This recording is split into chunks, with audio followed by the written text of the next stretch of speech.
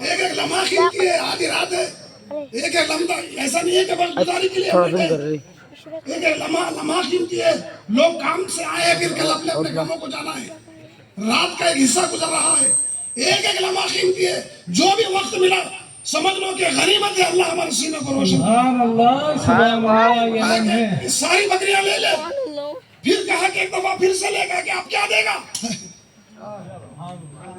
بکریاں تو ساری لے لی، اب کیا ہے تیرے پاس؟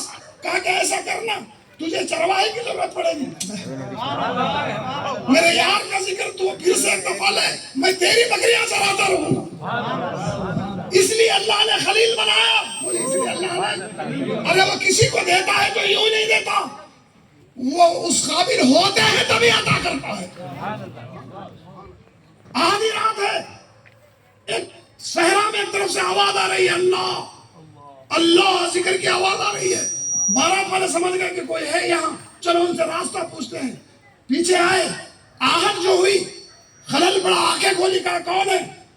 تو آنے والوں نے کہا کہ ہم احمد پور جانا چاہتے ہیں۔ بولیے کیا؟ ہم احمد پور جانا چاہتے ہیں، راستہ بھول گئے ہیں، اگر آپ راستہ بتاتے تو مہربانی ہوگی۔ تو آپ نے آنکھیں کھولی، اٹھ کے کھڑے ہوئے، کہا کہ اچھا احمد پور، کہا کہ آ جاؤ میرے پیچھے۔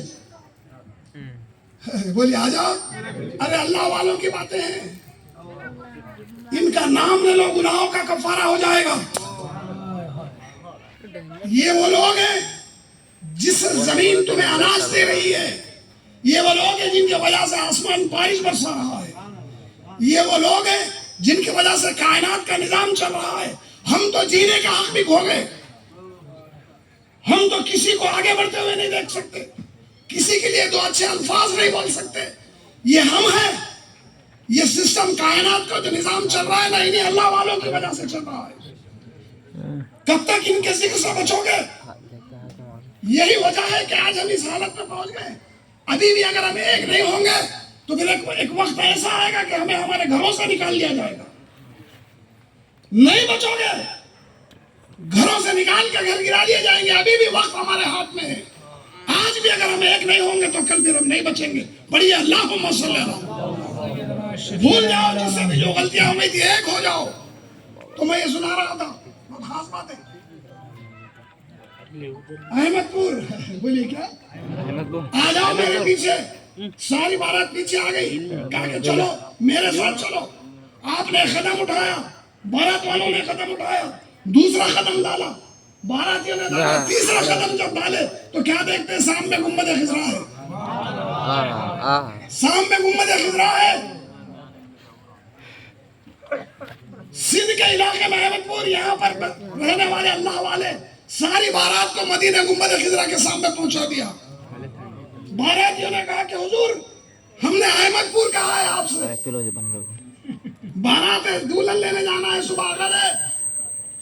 تو حضرت سلطان باہو نے کہا، بولی حضرت سلطان، وہی ہم بھی کہہ رہے ہیں کہ بابا ہم تو صرف ایک ہی احمد کو جانتے ہیں۔ بولی ہم تو صرف ایک ہی احمد کو جانتے ہیں، تم نے احمد کا نام لیا، ہم نے احمد تک پہنچا دیا۔ پڑھیے اللہم صلی علی سیدنا، سمجھ رہے ہیں کیا بات ہے؟ کتنی حکمت ہے، اللہ جانے، اللہ کا رسول جانے۔ جبرائیل کے کہنے سے میں کیوں پڑھوں گا؟ رسول اللہ نے فرمایا کہ تو اقرا کر رہا ہے، میں کیوں کہوں تیرے کہنے سے؟ سمجھ رہی نہیں سمجھ رہے؟ بھئی جبرائیل نے کہا اقرا، اگر رسول اللہ جبرائیل کے کہنے سے اقرا کہہ دیتے تو آج تک دنیا یہ کہتی کہ حضور کے استاد جبرائیل ہے۔ نہیں کہا میرے آقا نے، نہیں کہا۔ اب ایک بات ہے، اب اعلیٰ حضرت نے بھی لکھا ہے جس کو، اب آپ لوگ جانتے ہیں کہ یہ کہاں تک اس کی سند ہے۔ ایک دفعہ جبرائیل علیہ السلام کو میرے آقا اللہ کے رسول نے ارشاد فرمایا کہ جبرائیل، تم جب کلام الہی جہاں سے کا نزول ہوتا ہے، جہاں سے کلام آتا ہے، کبھی اس کو دیکھا بھی ہے؟ کبھی اس کو بولیے جہاں سے نزول ہوتا ہے کبھی دیکھا بھی ہے؟ تو جبرائیل نے کہا کہ نہیں، میں سدرۃ المنتہا پہ میرا ایک مقام آ جاتا ہوں۔ تو حضور نے کہا کہ اب کی دفعہ اگر کلام الہی کا نزول ہوا تو جدھر سے آواز آئی رہی نا ادھر آگے بڑھتے چلے جانا، ادھر آگے بڑھنا۔ تو جبرائیل انتظار میں تھے کہ کب آئے نزول، کب وہ آواز آئے۔ کس کی آواز؟ کلام الہی، بولیے